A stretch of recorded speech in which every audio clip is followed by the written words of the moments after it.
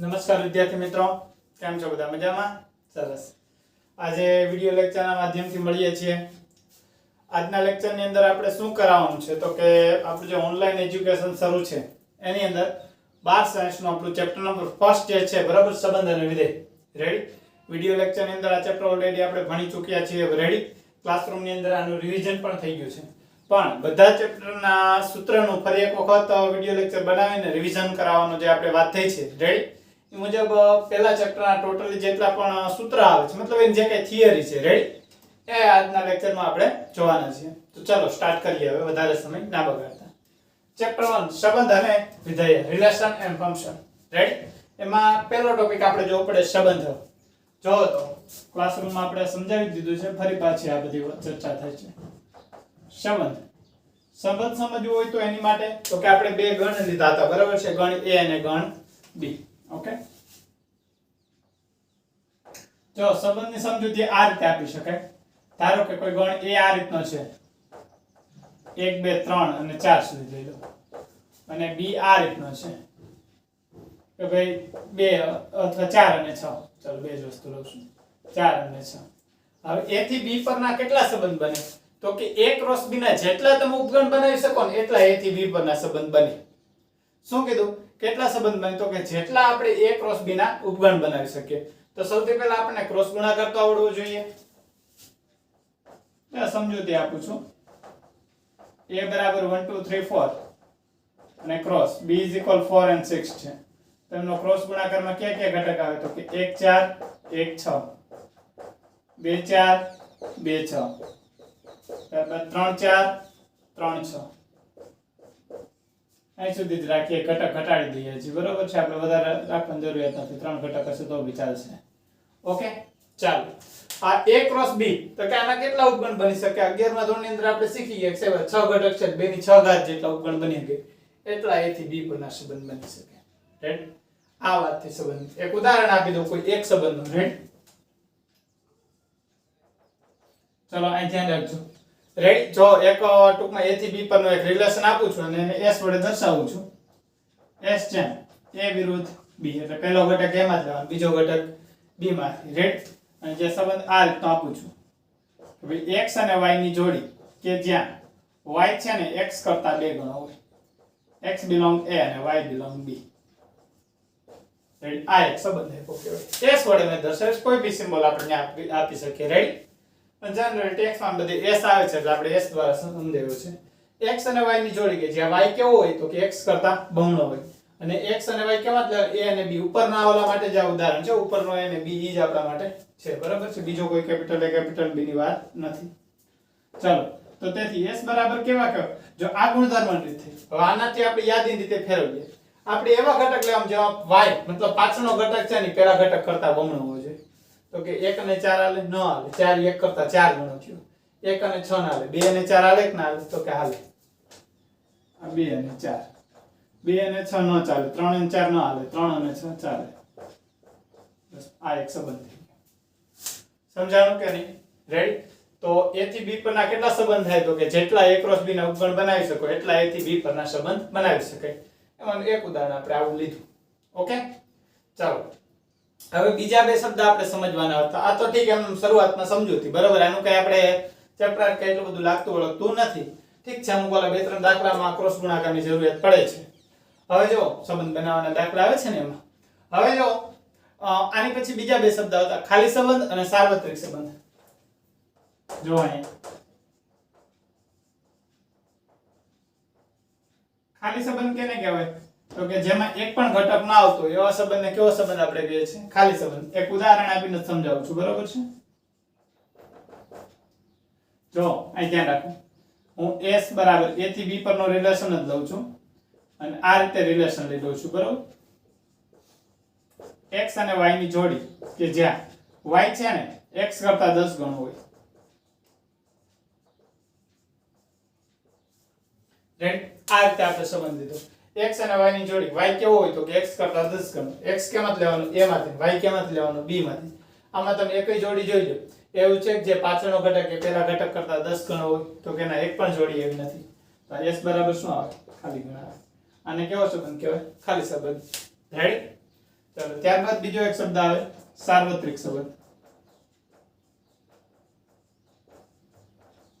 સાર્વત્રિક સંબંધ આપણે કેને કહેતા એનું એક ઉદાહરણ જોઈ લઈએ આપણે.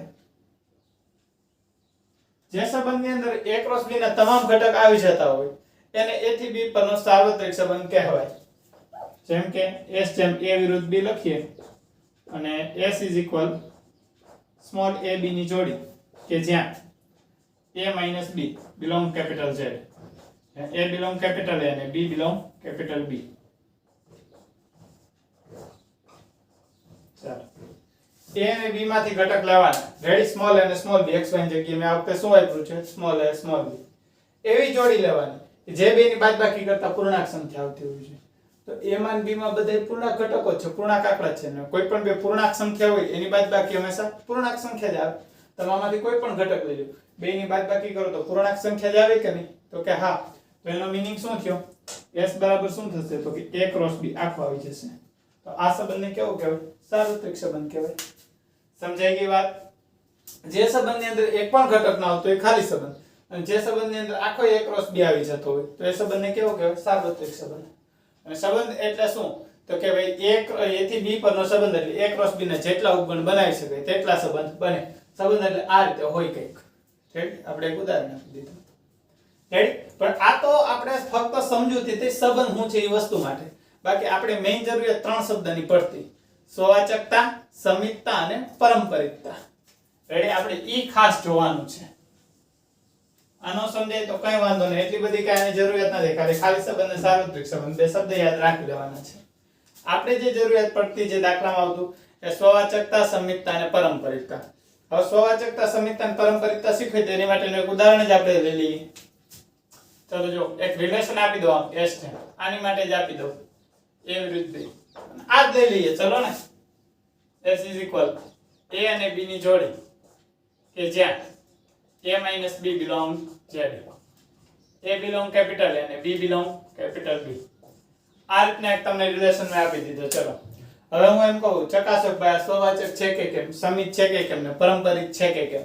આપણે તો ત્રણ શબ્દ આવતા: સ્વવાચકતા, સમિતતા અને પારંપરિકતા. તો કે સ્વવાચકતા માટે આપણે શું કરતા? ધ્યાન રાખજો વિદ્યાર્થી મિત્રો. સૌથી પહેલા તો આપણે એમ કે ચકાસો કે આ સ્વવાચક છે કે સમિત છે કે પારંપરિક છે કે કેમ. એટલે સૌથી પહેલા આ જે સંબંધ આપ્યો એ આપણે અહીંયા લખતા હતા. બરાબર છે કે અહીં a અને b વચ્ચેનો સંબંધ એટલે a રિલેશન b શું આપેલો છે? તો કે a - b belong Z. આ આપણી માટે મુખ્ય બાબત છે. રાઈટ? હવે આપણે ત્રણેય આપણા શબ્દો જોતા: સ્વવાચક છે કે કેમ, સમિત છે કે કેમ ને પારંપરિક છે કે કેમ. સ્વવાચકતા માટે અહીં તમને શું રિલેશન આપેલો છે? બ્લુ માર્કર થી બધું લખતો જાવ કે ભાઈ a - b belong Z આપેલું છે. તેથી a - a belong Z. આ સાચું કે ખોટું? તો કે સાચું. a માંથી a જાય 0, 0 Z માં આવે છે. તેથી s એ સ્વવાચક છે. તો કે આપણે કર્યું શું? કઈ નહીં. આપણે કહેતા સ્વવાચકતા એટલે શું? તો કે પોતાનો પોતાની સાથે સંબંધ હોવો. અને ચકાસવા માટે આપણે શું કરવાનું? તો કે b ના સ્થાને a મૂકવો, b ના સ્થાને a મૂકો અથવા y ના સ્થાને x મૂકો, જે કઈ આપણે વાક્ય રચના વાપરી હોય. સમજાઈ ગયું? આ સ્વવાચકતા માટે આપણે બીજું કઈ ન કરતા. પછી ભલે વ્યાપક રીતે સમજવાનું થાય કે ભાઈ પોતાનો પોતાની સાથેનો સંબંધ જો જે આપેલ સંબંધ હોય, આમાં શું સંબંધ છે કે બે ની બાદબાકી કરતા પૂર્ણાંક સંખ્યા મળે તો b ની જગ્યાએ a ઘટક રાખવો જોઈએ. તો a માંથી a છે 0, એ પૂર્ણાંક સંખ્યા છે. એટલે ટૂંકમાં પોતાનો પોતાની સાથે સંબંધ છે. તો આ સંબંધને કેવો કહેવાય? તો કે સ્વવાચક. રેડી? એટલે આપણે શોર્ટમાં હું તમને ઓલું હું કઈ માર્ક કરાવેલું તો b ના સ્થાને મૂકો. પછી વ્યાપક રીતે આપણે વિચારવાનું. આપણને તો ખબર છે, દાખલા આપણે ભણી ગયા છે, અત્યારે તો રિવિઝન ચાલે છે થિયરી. આપણને ખબર છે, આપણને તો આવા રિલેશન આપતા કે ભાઈ ત્રિકોણ XYZ છે. રેડી? એકરૂપ હોય ત્રિકોણ ABC સાથે. તો આમાં કઈ a b ને આવું ના હોય. તો આમાં જોવાનું ત્રિકોણ છે પોતાની પોતાની સાથે એકરૂપ થાય કે કેમ. રેડી? તો કે થતો જોઈએ તો આપણે સ્વવાચક છે એમ કહેતા હોય. રેડી? પણ શોર્ટમાં આપણે શું વાત થઈ હતી કે b ના સ્થાને a મૂકવું. ત્યારબાદ સમિતતા માટે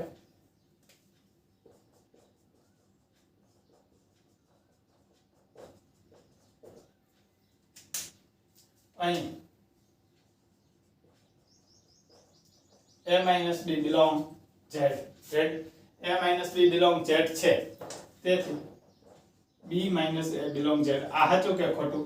a minus b A z હોય, બરાબર, z માં આવતો હોય, a અને b બે ઘટક એવી બે સંખ્યા છે જેની બાદબાકી કરતા પૂર્ણાંક સંખ્યા આવે છે, તો b માંથી a બાદ કરો તે પણ પૂર્ણાંક સંખ્યા થાય કે નહીં?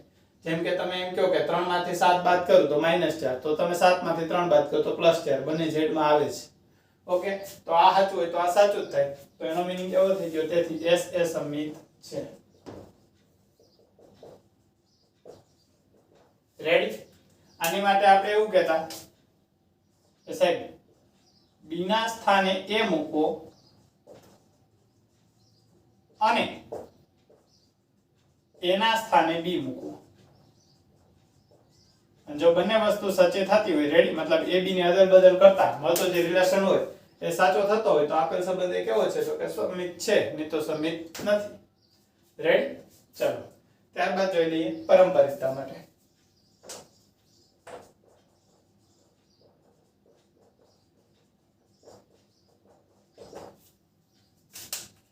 અહીં a minus b belong z છે. પછી આપણે ધારણા કરતા, ધારો કે b minus c belong z છે, તેથી a minus c belong z. આ સાચું કે ખોટું ઈ આપણે ચેક કરવાનું. તો કે a માંથી b ની બાદબાકી કરો એ z માં આવે છે, b માંથી c ની બાદબાકી કરો એ z માં આવે છે, એવી આપણી ધારણા છે.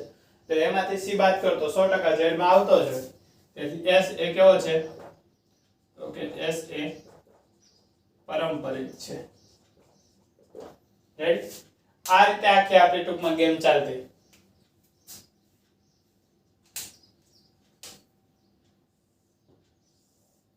આમાં શું કરતા આપણે કે જે સંબંધ a અને b વચ્ચે આપેલો હોય તે જ સંબંધ આપણે b અને c વચ્ચે ધારણા કરવાની, અને તે જ સંબંધ a અને c વચ્ચે થવો જોઈએ, તો આપણે એમ કહી શકીએ કે આપેલ સંબંધ છે પારંપરિક છે. લખી દઉં છું સાઈડમાં. જે સંબંધ a અને b વચ્ચે હોય તે જ સંબંધ a અને c વચ્ચે ધારવો. સોરી, b અને c વચ્ચે ધારવો. અને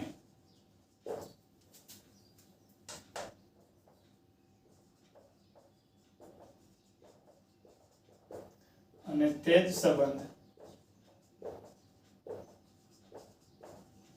a અને c વચ્ચે થવો જોઈએ, તો આપેલ સંબંધ પારંપરિક છે. જે રિલેશન આપણે a અને b વચ્ચે આપેલો હોય એ જ રિલેશન આપણે b અને c વચ્ચે ધારણા કરવાનું થાય, અને એ જ રિલેશન a અને c વચ્ચે થવો જોઈએ, તો આપેલ જે રિલેશન છે પારંપરિક છે એવું કહી શકીએ. અને જે સંબંધ સ્વવાચક, સમિત અને પારંપરિક ત્રણેય થતો હોય તે સંબંધને કેવો કહેવાય? કેવો સંબંધ કહેતા આપણે? સામ્ય સંબંધ. રેડી? તેથી આપેલ સંબંધ S એ સામ્ય સંબંધ છે. કોઈ પણ સંબંધને સામ્ય સંબંધ ક્યારે કહી શકાય? તો કે તે સ્વવાચક હોય, સમિત હોય અને પારંપરિક હોય, ત્રણેય વસ્તુ થતી હોય તો આપેલ સંબંધને સામ્ય સંબંધ કહેવાય. રેડી? મગજમાં બેહી ગઈ આ વાત? સ્વવાચકતા માટે, સમિતતા માટે અને પારંપરિકતા માટે. બીજી વાર આમાં કઈ સમજાવવું પડે એવું છે નહીં. સ્વવાચકતા માટે આપણે એવું કહેતા પોતાનો પોતાની સાથે સંબંધ હોય અને સ્વવાચક કહેવાય. સમિત એટલે જે સંબંધ a અને b વચ્ચે થતો હોય તે જ b અને c વચ્ચે થવો જોઈએ. પારંપરિક એટલે જે સંબંધ a અને b વચ્ચે હોય તે સંબંધ b અને c વચ્ચે ધારવો, અને તે જ સંબંધ a અને c વચ્ચે થવો જોઈએ, તો એ સંબંધને પારંપરિક સંબંધ કહેવાય. રાઈટ? ચાલો, આ તમારી પાસે સૂત્ર બુક છે, એમાં આ બધું લખાવેલું છે, એટલે નોટ કરવાની કઈ જરૂરિયાત નથી.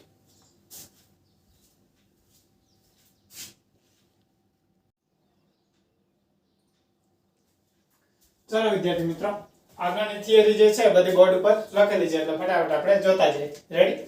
જો આપણું 1.1 જે હતું એ સ્વવાચક, સમિતતા અને પારંપરિકતા સંબંધ ઉપર આખું હતું. રેડી? એ આપણે જોઈ ચૂક્યા. ત્યારબાદ જે 1.2 માટે જરૂરી હતું શું હતું? કે એકક અને વ્યાપ્ત વિધેય. આ ટોપિક આવતો. રેડી? એના માટે એક આપણે ઉદાહરણ લેતા. એકક અને વ્યાપ્ત વિધેય સમજવું એટલે પેલા એક નાનું ઉદાહરણ લેતા. માની લો કે ગણ a ની અંદર 1 2 3 4 છે અને ગણ b ની અંદર 5 10 15 20 છે, અને કોઈ એક વિધેય આપણને આ રીતે આપેલું છે કે f જેમ a વિરુદ્ધ b f of x = 5x, તો x ના સ્થાને આપણે કિંમત મૂકવાની 1 2 3 4 આપણને જવાબ શું મળે તો કે 5 10 15 20 આ રીતનો જવાબ મળે. રેડી? હવે આ વિધેય એક એક વિધેય છે કે કેમ ખબર પડે તો કે એક એક વિધેય ક્યારે કહેવાય એની માટે આ મેં વ્યાખ્યા લખેલી છે કે x ની કોઈ પણ બે ભિન્ન કિંમતોના જવાબ સમાન મળે નહીં તો આપેલ વિધેય એક એક કહેવાય. મતલબ આ x ની જગ્યાએ તમે એકવાર એકડો મૂકતા 5 મળ્યા, પછી તમે બીજી કોઈ પણ કિંમત મૂકો તો ફરી પાછા 5 મળતા નથી. રેડી? તો આ વિધેય એક એક કહેવાય. સમજાય આખી વાત? રેડી? દાખલા તરીકે બગડો મૂકતા 10 મળે, બીજી કોઈ પણ કિંમત મૂકતા ક્યારેય 10 મળવા જોઈએ નહીં. આમ x ની કોઈ પણ બે લઈ લેવાની તમારે, એવું નહીં એકડો બગડો બરોબર, કોઈ પણ બે ભિન્ન કિંમત તમારે લેવાની, એના જવાબ સમાન આવવા જોઈએ નહીં. તો આપેલ વિધેય કેવું વિધેય છે? એક એક છે. સમજાણું? એક ની સામું એક જ. તમે x દાખલા તરીકે આ તો ઠીક એમ લખ્યું છે પણ હું ક્લાસરૂમમાં સમજાવું. આ લ્યો તમે f of x = x2, આમાં તમે 2 મૂકો તો એ શું આવે? 4, અને -2 મૂકો તો બી શું આવે? 4. રેડી? તો આ વિધેય એક એક ન કહેવાય, કારણ કે x ની અહીં બે અલગ અલગ કિંમત ફરે ને છતાંય જવાબ સરખો આવે તો એક એક વિધેય નથી. રેડી? એક એક વિધેયની વ્યાખ્યા શું કહેવાય તો ભાઈ x ની કોઈ પણ બે ભિન્ન કિંમત લો એના જવાબ સમાન મળવા જોઈએ, કોઈ પણ બે ભિન્ન કિંમત લઈ શકવાની. રેડી? તો એક એક વિધેય કહેવાય. વ્યાપ્ત વિધેય માટે એની માટે ટૂંકી જ વ્યાખ્યા છે. કોઈ પણ વિધેયનો વિસ્તાર અને સહપ્રદેશ સમાન મળે તો વિધેય વ્યાપ્ત વિધેય કહેવાય. તો કે સહપ્રદેશ એટલે શું? તમને આમ આપ્યું f જેમ a વિરુદ્ધ b, એ જે રહ્યો આ પહેલો હોય એને પ્રદેશ કહેવાય, બીજો હોય એને સહપ્રદેશ કહેવાય. રેડી? પહેલો હોય એ પ્રદેશ છે, ડોમેન છે, બીજો હોય એ સહપ્રદેશ છે, કોડોમેન છે. રેડી? કોડોમેન. બરોબર છે? કોડોમેન નહીં. ચાલો અહીં ધ્યાન રાખજો. તો કે ભાઈ વિસ્તાર એટલે શું છે? હાલો પ્રદેશ ને સહપ્રદેશ સમજ્યા. વિસ્તાર એટલે તમે જે ઇનપુટ કરો છો, જે કિંમત મૂકો છો, જે આઉટપુટ મળે છે આપણને, જે બહાર મળે છે, જે દાખલા તરીકે 5 10 15 20. રેડી? આ જે છે જે આઉટપુટ આપણું થયું છે આને શું કહેવાય તો કે આને વિસ્તાર કહે છે. સમજાણું? જે આપણને આઉટપુટ મળે એને રેન્જ કહેવાય, વિસ્તાર કહેવાય. રેડી? આ વિસ્તાર અને સહપ્રદેશ બંને સમાન થાય તો વિધેય વ્યાપ્ત વિધેય કહેવાય. અહીંયા જોઈ લો વિસ્તાર આપણો 5 10 15 20 થશે અને સહપ્રદેશ પણ એટલો જ છે. પણ જો હું જરાક આમાં ખાલી ફેરફાર કરી નાખું, અહીંયા હું આમ લખત તો આપણો વિસ્તાર અહીંયા પૂરો થઈ ગયો અને સહપ્રદેશ તો કે 25 છે જેમાં, તો આ વિધેય વ્યાપ્ત વિધેય ના કહેવાય. રેડી? પણ જો એને 20 સુધી એમનેમ જ રાખું તો આ વિધેય વ્યાપ્ત વિધેય છે. શોર્ટમાં વિસ્તાર ને સહપ્રદેશ સમાન થાય તો વ્યાપ્ત છે, નહીં તો નથી. હવે દાખલાની અંદર તો કે હાલો આપણે આપણી રીતના આંકડા મૂકીને ચકાસી લીધું, પણ લખાણ કેમ કરવાનું એની માટે મેં તમને બે ફિક્સ વાક્ય જ લખાવી દીધા હતા. કોઈ પણ દાખલો હોય તમને નક્કી થઈ ગયું કિંમત મૂકીને આ એક એક છે કે નહીં, વ્યાપ્ત છે કે નહીં, પછી લખાણ આ રીતે લખવાનું. આપણે આ એક્ઝામમાં લખાણ માટે ખાલી વાત કરેલ છે. અહીં x belong a એટલે જે કોઈ પ્રદેશ હોય, n હોય તો n, r હોય તો r, z હોય તો z, જે હોય તે. બરાબર? અહીં a છે એટલે મેં એ લખ્યું છે. x belong a માટે x ની કોઈ પણ બે ભિન્ન કિંમતોના પ્રતિબિંબ સમાન મળતા નથી, તેથી આપેલ વિધેય એક એક વિધેય છે. અને માની લો સમાન મળ્યા હોત તો એમ લખત કે ભાઈ x ની કોઈ બે ભિન્ન કિંમતોના કોઈક વાપરત, કોઈ પણની જગ્યાએ કોઈક બે ભિન્ન કિંમતોના પ્રતિબિંબ સમાન મળે છે, તેથી એક એક વિધેય નથી. રેડી? અહીંયા નથી મળતા એટલે આપણે એક એક વિધેય માટેની વાત કરીએ છીએ, તેમ લખ્યું કે કોઈ પણ બે ભિન્ન કિંમતોના પ્રતિબિંબ સમાન મળતા નથી, તેથી એક એક છે. મળે છે તો એક એક નથી. રેડી? પછી વ્યાપ્ત વિધેય માટે તો ખૂબ જ ટૂંકું, વિસ્તાર ને સહપ્રદેશ સમાન થાય છે તેથી એ વ્યાપ્ત વિધેય છે. ન થતા હોય તો ભાઈ વિસ્તાર ને સહપ્રદેશ સમાન થતા નથી, તેથી આપેલ વિધેય વ્યાપ્ત વિધેય નથી. રેડી? આ બે વાક્ય આપણે ખાસ લખાણ માટે તમને કમ્પ્લીટ કરાવેલા હતા. ઓકે? ચાલો. ત્યારબાદ આ તો વાત થઈ એવા દાખલામાં કે જેમાં ડાયરેક્ટ આપણે કિંમત મૂકી શકતા હોય. ઘણા દાખલા આ પ્રકારના મેં એક રકમ લખેલી છે, આપણું ટેક્સ્ટ બુક નું ઉદાહરણ છે. f જેમ r વિરુદ્ધ r f of x = ax + b. જો કે સુરેખ વિધેય છે, આપણે નોંધ આપેલી છે, તમને ખ્યાલ જ હોય સુરેખ વિધેય હોય. રેડી? એટલે એક એક ને વ્યાપ્ત હોય જ. રેડી? પણ આપણે તો આવા દાખલા આવે તો આમાં કેમ લખાણ કરવું? આમાં તો કઈ આંકડા ન મૂકી શકાય. જેમાં આંકડા મૂકી શકતા હોય ને કામ બની જતું એમાં તો ઈ જ કરવાનું. પણ જેમાં આપણે આંકડા નથી મૂકી શકતા એમાં કઈ રીતે એક એક ને વ્યાપ્ત ચકાસવાનું? તો એના માટે આપણે લખાણ કરાવેલું હતું કે ભાઈ આ પ્રકારની રકમ આવે તો આ પ્રકારના દાખલામાં વિધેય એક એક છે કે કેમ તેની ચકાસણી માટે શું કરતા તો કે f of x1 = f of x2 ધારવાનું ને એના પરથી x1 = x2 થવું જોઈએ, તો આપેલ વિધેય એક એક છે, નહીં તો એક એક નથી. સમજાઈ ગઈ વાત? થવું જોઈએ તો આપેલ વિધેય એક એક વિધેય થાય.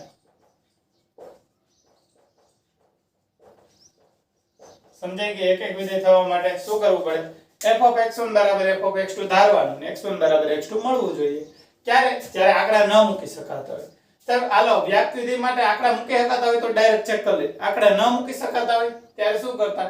તો ભાઈ વ્યાપ્ત વિધેય વ્યાપ્ત છે કે કેમ તેની ચકાસણી માટે ધારો કે f of x બરાબર y, મતલબ f of x બરાબર y ધારી અને જે x છે તેને તમારે y ના ટર્મમાં y ના પદમાં મેળવવાનું. રેડી? એટલે x ની કિંમત y ના પદમાં મેળવવાની. પછી ઈ જે x આપણને મળ્યો એ f of x માં મૂકવાનું, એના બરાબર આપણને y મળી જાય તો આપેલ વિધેય વ્યાપ્ત વિધેય છે, નહીં તો વ્યાપ્ત વિધેય નથી. રેડી? આ પ્રકારના દાખલા તમને કરાવેલા છે એટલે તમને ખ્યાલ હશે જ. અત્યારે શોર્ટમાં ખાલી ફરી પાછી વાત લઈ લીધી. ઓકે, આ વાત થઈ આપણી એકક અને વ્યાપ્ત વિધેય માટેની જે 1.2. ત્યારબાદ આપણું 1.3 જે આવતું બરાબર છે, વિધેયોનું સંયોજન, હોમોજીનિયસ ફંક્શન. રેડી? એની માટે ખૂબ એક મહત્વની બાબતને નોંધ. માની લો કોઈ બે વિધેય આપેલા છે, જેમ a વિરુદ્ધ b, g જેમ c વિરુદ્ધ d, ફોગ ગોફ વાળા દાખલા આમ તો તમને આવડે જ છે. રેડી? પણ એના અસ્તિત્વ માટેની એક વાત ખાલી યાદ રાખેલી હતી આપણે કે ફોગ ના અસ્તિત્વ, ફોગ એટલે કોઈ પણ ફોગ હોય કે ગોફ હોય, તમારે જોવાનું આ રીતે. અહીં ફોગનું ઉદાહરણ લખ્યું છે, પછી ગોફનું તમારે ત્યાં વિચારી શકો. ફોગના અસ્તિત્વ માટે આપણે શું કીધું હતું કે ભાઈ અહીં ધ્યાન રાખજો, ફોગ જોતું ને આપણે તો f નો જે પ્રદેશ છે એની અંદર g નો જે ટૂંકમાં સહપ્રદેશ હોય, વિસ્તારની સહપ્રદેશ, આમ તો વ્યાપ્ત હોય તો વિસ્તારી બોલી શકે, નહીં તો આપણે સહપ્રદેશ. આ જે d હોય એ એની અંદર આવવો જોઈએ, એટલે d belong a, આ d સબસેટ a. રેડી? ઉપકરણ લખાવેલું આપણે આ રીતનું, પહેલાના પ્રદેશમાં બીજાનો સહપ્રદેશ, અથવા તમે વ્યાપ્ત વિધેય સમજો તો વિસ્તારે બોલી શકો, પહેલાના પ્રદેશમાં બીજાનો વિસ્તાર આવવો જોઈએ. રેડી? અથવા આપણે આ રીતે કીધેલું છે, પહેલાના પ્રદેશમાં બીજાનો સહપ્રદેશ આવવો જોઈએ. પહેલો એટલે કોણ? આ પહેલો ને આ બીજો. ફોગ હોય તો પહેલો f ને બીજો g, ગોફ હોય તો પહેલો g ને બીજો f. પહેલાના પ્રદેશમાં બીજાનો સહપ્રદેશ આવવો જોઈએ. સમજાય કે વાત? તો એનું અસ્તિત્વ હોય. પછી તમે ફોગ જેમ એમ કરી લખો છો ત્યારે ઉલટાઈ જાય છે. લખતી વખતે શું કરવાનું? બીજાનો પ્રદેશ ને પહેલાનો સહપ્રદેશ c વિરુદ્ધ b થાય, કારણ કે g વ્યાખ્યાયિત થવા માટે. રેડી? c વિરુદ્ધ b. એટલે ફોગ વ્યાખ્યાયિત થવા માટે શું ટૂંકમાં ઓલું શું કહે કે લખતી વખતે શું આપણે કરશું? c વિરુદ્ધ b, મતલબ બીજાનો પ્રદેશ પહેલાનો સહપ્રદેશ. ઓકે, ક્લાસરૂમમાં આ બાબત આપણે કરાવેલ છે એટલે ખ્યાલ હશે જ.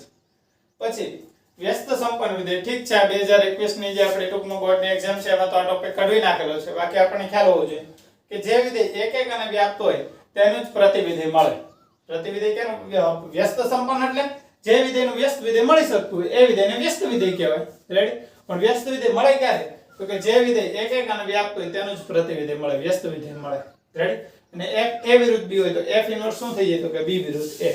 સહપ્રદેશ અને પ્રદેશ છે તે ઉલટાઈ જાય છે. રેડી? આ વાત થઈ આપણે વિધેયોનું સંયોજન અને પ્રતિવિધેયની વાત. રેડી? ચલો, આ સૂત્ર બુકમાં આપણી પાસે લખેલું તો છે જ, એટલે નોટ કરવાની જરૂરિયાત નથી. છતાં પણ જો તમારે નોટ કરવું હોય તો નોટ કરી લો, પછી આપણે આગળનું જોઈએ.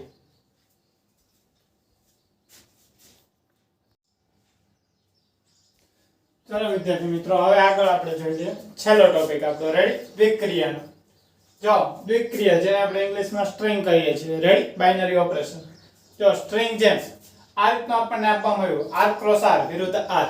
રેડી? a અને b વચ્ચેની જોડી છે, a સ્ટ્રિંગ b. સ્ટ્રિંગની જગ્યાએ અલગ અલગ ઘટનાઓ આપતા આપણને સરવાળા, બાદબાકી, ગુણાકાર, ભાગાકારથી માંડીને બીજી ઘણી બધી પ્રકારની આવી શકતી.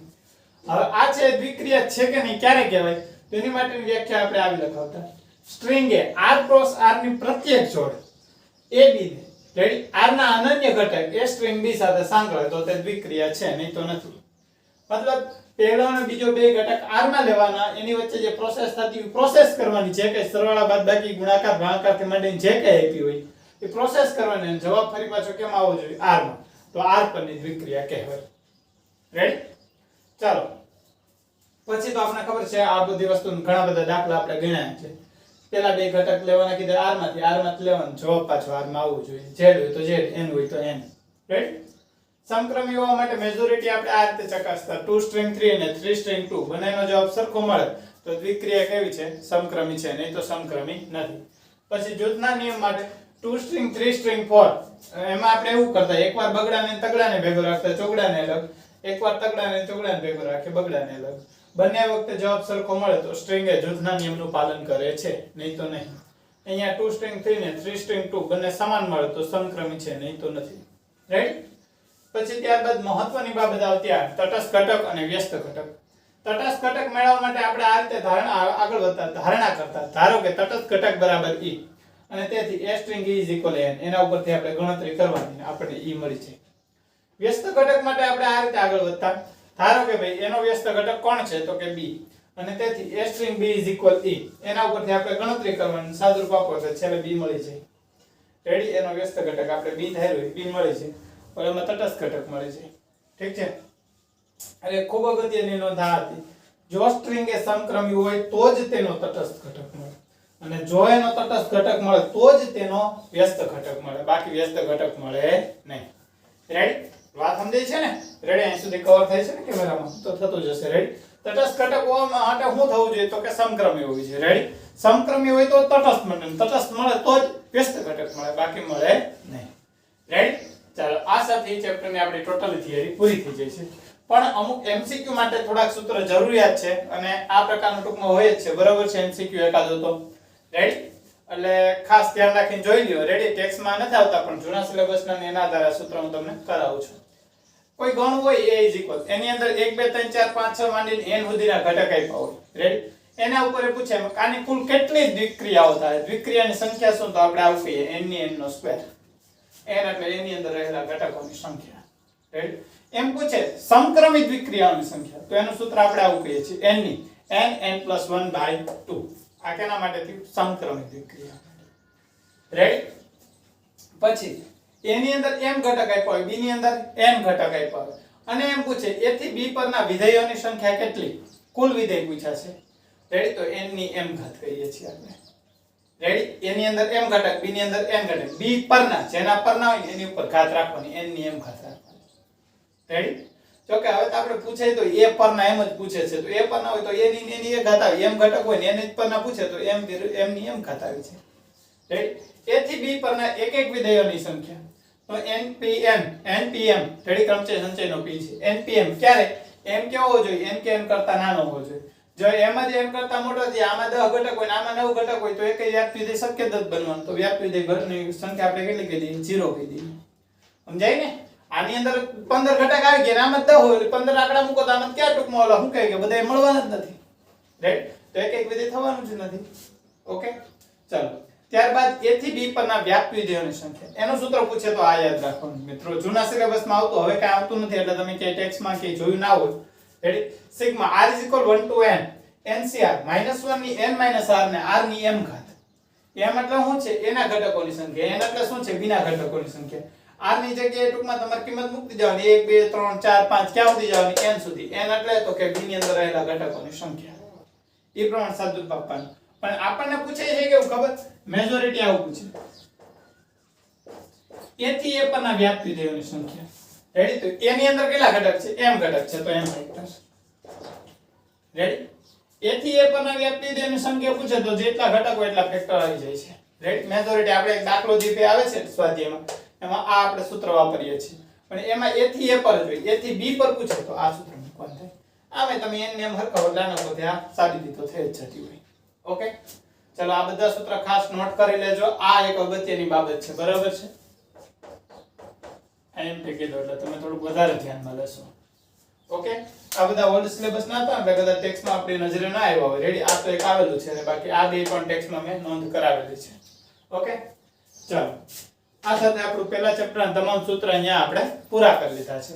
બાકી આના રિવિઝન પેજના દાખલા અને જે કંઈ હતી વસ્તુ ઇમ્પોર્ટન્ટ બરાબર એ બધું તો ક્લાસરૂમની અંદર આપણે થઈ જ ગયું છે. છતાં પણ આ ચેપ્ટરની અંદર કઈ ડાઉટ લાગે, કઈ એવા ક્વેશ્ચન હોય અને કઈ પણ થિયરીમાં હજી કઈ મૂંઝવણ લાગે તો મારા નંબર તમારી પાસે છે જ, મને તમે કોલ કરી શકો છો. રેડી?